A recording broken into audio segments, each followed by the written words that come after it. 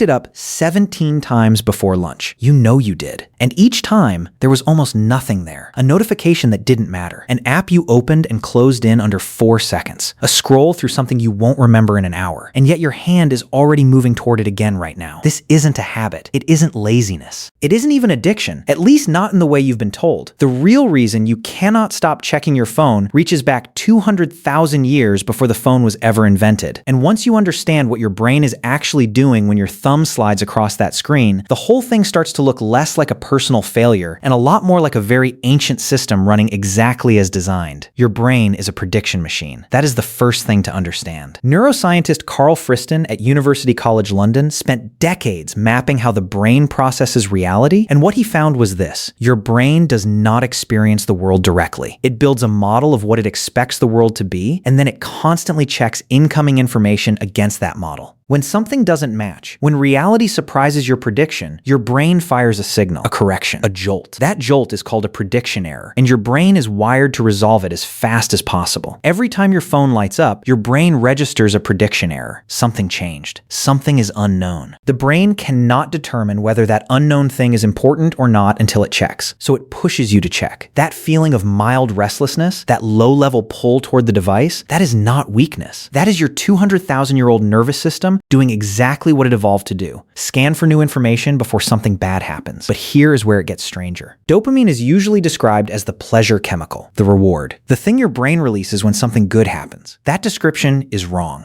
or at least deeply incomplete. Neuroscientist Wolfram Schultz at the University of Cambridge ran a famous series of experiments in the 1990s, tracking dopamine release in primates during reward tasks. What he found changed the entire understanding of how the brain works. Dopamine is not released when the reward arrives. It is released in anticipation of a possible reward. The moment of possibility, the moment right before you know whether something good is coming, is when dopamine floods the system. And if the reward is uncertain, if sometimes it comes and sometimes it doesn't, the dopamine surge is even larger. This is called variable ratio reinforcement. Psychologist B.F. Skinner identified it as the most powerful schedule of reinforcement that exists. Not every time rewards, not never, sometimes, randomly, unpredictably. A slot machine operates on variable ratio reinforcement. So does a fishing rod. And so does every social feed, every notification system, every inbox you have ever stared into. When you pick up your phone, you do not know what you will find. Maybe nothing. Maybe a message from someone you've been thinking about. Maybe a piece of news that changes your understanding of something. Maybe a comment on something you shared, a small hit of validation that tells your social brain that you are seen and accepted by the group. You don't know. And that not knowing is the engine. Your brain is not chasing the thing on the phone. It is chasing the possibility of the thing on the phone. Go back 200,000 years. Picture the environment your nervous system was actually built for. There is no phone. There is a landscape, grassland, maybe, or open woodland near water. You are not alone. You are part of a group of roughly 150 people, and those people are the entire universe that determines whether you survive or die. Your status within that group matters enormously. Information from that group matters constantly. If someone is angry with you, you need to know. If there is food available somewhere, you need to know. If a threat is approaching from the tree line, you need to know immediately. In that environment, the brain that kept checking for new social signals was not anxious or distracted. It was correct. It was doing the right thing. Ignoring social information in a tight-knit survival group could mean exclusion, conflict, missed resources, death. Your ancestors who were most attuned to social signals, who felt that pull toward incoming information most acutely, were the ones who survived and passed that nervous system on to you. You are not weak for checking your phone. You are the descendant of the most socially vigilant humans who ever lived. But here is what your nervous system could not have predicted. In that ancestral environment, new information was rare and almost always meaningful. A snapped branch was a real sound. A change in someone's facial expression was real data. The information arrived slowly, in doses your brain could absorb and process without being overwhelmed. There were long periods of nothing, then something real, then nothing again. The phone collapsed that ratio entirely. Now the information is continuous, constant, algorithmically optimized to keep triggering that prediction error signal again and again. The variable reward schedule, the one that already made your brain lean forward in anticipation, is now being run by systems that have studied hundreds of millions of users to find the exact timing, the exact content, the exact moment that keeps the dopamine loop loop cycling at maximum speed. Your ancient brain met an opponent that was engineered specifically to beat it. And your ancient brain had no defense ready because it had never needed one. The notifications are not random. They feel random, and that is by design. Former Google design ethicist Tristan Harris spent years inside the technology industry studying exactly how attention is captured and retained, and what he documented was a systematic application of behavioral psychology at a scale no single human nervous system is built to resist. The red dot on the icon, the pull to refresh gesture that mimics a slot machine arm, the autoplay that removes the moment of decision. Every one of these is a deliberate engineering choice aimed at the same ancient circuits that kept your ancestors scanning the tree line. You are not overreacting when this feels like something happening to you rather than something you are choosing, because in a very real sense, it is. But here is where the story turns. Understanding the mechanism does not remove the mechanism, but it does change the relationship to it. When you feel that pull, that low background hum of needing to check, you can now recognize it for what it actually is. A prediction error signal firing in a nervous system built for a world that no longer exists, being deliberately amplified by systems designed to keep it firing. That pull is not information about what you need. It is noise that has been tuned to sound like a signal. Psychologist Adam Alter at New York University, who spent years studying behavioral addiction, found that the most effective interventions were not willpower-based. They were structural, creating distance, removing the device from the immediate environment, adding a single moment of friction between the impulse and the action. Because what behavioral research shows is that the pull is powerful but brief. It peaks fast and fades fast. If you can insert a 10-second gap between the impulse and the pickup, the urgency drops by more than half in most people. Your brain wanted to check. Your brain always wants to check. It was built to check. But the prediction error that fired had nothing to do with anything waiting on that screen. It was a ghost signal, a nervous system running an ancient subroutine in a world the subroutine was never designed for. The 17 times you picked it up before lunch were not failures of character. They were the output of 200,000 years of social survival wiring colliding with a notification system built by some of the most sophisticated behavioral engineers on Earth. You were never meant to win that fight by force of will alone. And now, somewhere nearby, your phone is sitting face up. The screen might be dark. You don't know if anything has arrived. You can feel the edge of that uncertainty pressing gently at the back of your attention. That feeling is 200,000 years old. You just finally know its name. Leave a like and subscribe to the channel so that you don't miss anything.